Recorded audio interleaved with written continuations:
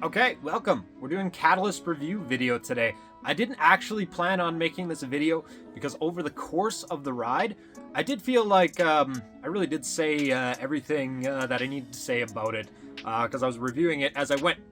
But this is a video specifically for that because you guys asked for it. You can check out those videos in the playlist that I'll leave right up here because the miracle of that trip is that the drone worked the entire time. It was recently I got to spend some time on the Catalyst thanks to Arctic Cat, thanks to SHUSWAPXTREME, and thanks to APS for setting up that ride. 2 Catalysts for the weekend, and we got to check out everything about them. It was awesome. And thanks as always to CKX for setting us up with all the gear we need. Thanks for BMP for supplying all the parts for protecting the Alpha especially. And thanks for 365 Designs for wrapping our sleds and making them look all pretty. So for that trip, we had 2 600s, a 153 and a 146, and I spent most of my time on the 146. Even for a 600, the skis come off the snow really easy. It hops around really nicely. The only thing it does not do is climb. So that being my first time on a 146, yeah, they are not climbers at all. In short, how does this thing ride? This thing rides like butter, man. It is so easy to get in there and make those tiny little fast corrections if you're coming up on something. You need to lift a ski over a hump, you just do it. It's not like coming from the 2014 M8 where I really have to plan that stuff out, and usually the plan involves, screw it, I'm just gonna run it over. Honestly, the feeling I got making some of those really fast corrections is like, oh, it just rides itself. Okay, I talked about all of the good. Now I'm going to go on and I'm going to talk about some of the things I didn't like. And the list is short. One of the things I wasn't crazy about was the running boards. Now there are different types of running boards for this thing. We had the composite running boards. I think there's 3 different options. But I wasn't crazy about the snow removal, and especially because that's what Cat's been riding on for so long. The composite running boards hung up snow quite a bit more than I would have expected them to. It seems like the powder coating is the way to go.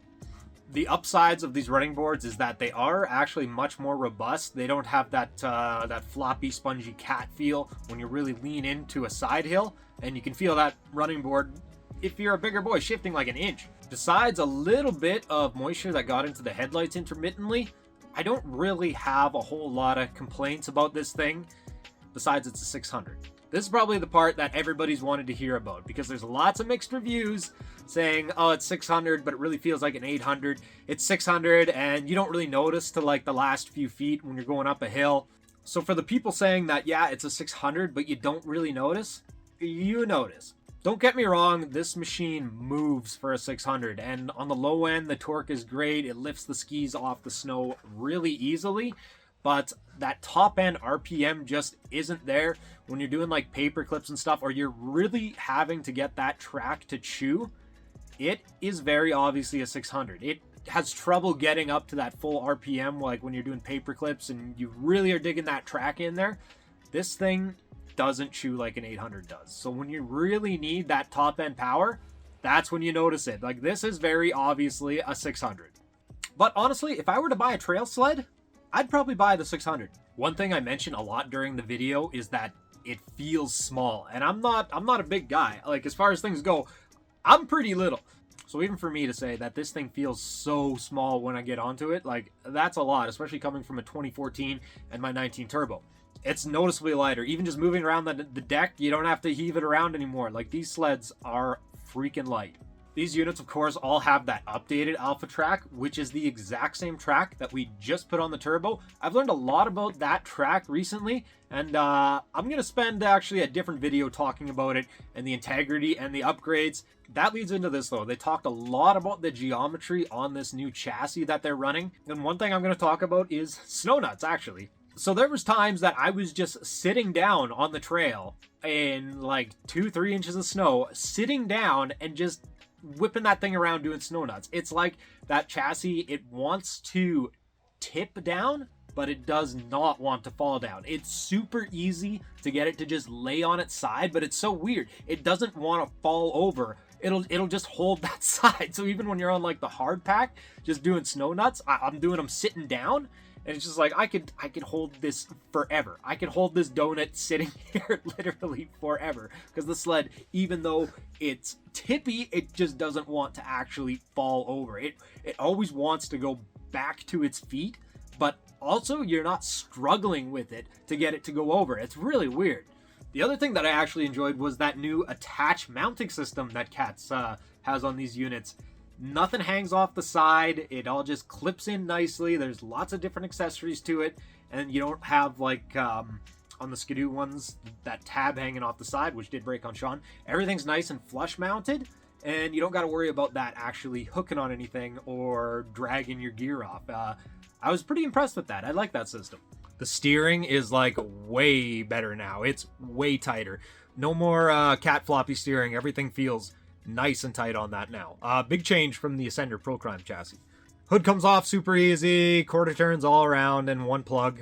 The controls are kind of like that Ascender control style. Looks sleek. Nothing wrong with that. But what they finally got right was the seat. Cats had this big poofy seat even on their mountain sleds forever. So now that they have this like nice slim low profile seat, they're much more thinking about that free rider guy now, which is good. That's what they need to be doing because that is where the industry is going. Okay, so to wrap this thing all up in like one little simple review is you're gonna be happy with it.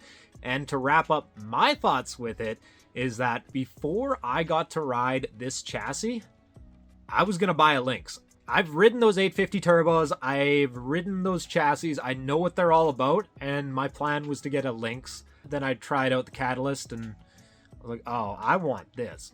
Yeah, I like this better. That does sound like a guy who's came from traditionally Cat and what he would say. But like, I'm not brand picky at all. Like, I'm sitting beside a Skidoo. There's a Yamaha Phaser sitting in the back. I've got another Skidoo out at Dad's. I don't count that. It's just for parts. And then I have my two main mountain cats over there. And I planned on buying a Lynx, but the Catalyst kind of shook that up for me a little bit. I say ride what you like, and you're not going to be disappointed with the Catalyst. Like, even Sean, for a guy who doesn't even like cats, thinks the Catalyst is cool. All right, I'm going to wrap this up. Thank you for watching. Tons of links down there in the description. You can follow Sean at BigSean107. There's a link down there for Discord. Come join the Backcountry Gamer Discord. See everybody in the next video. It's +10 and the snow is all gone. So now we got to go hunting for it. Makeup trips coming your way. Thanks everybody for watching. We'll see everybody in the next one. The next one is this one.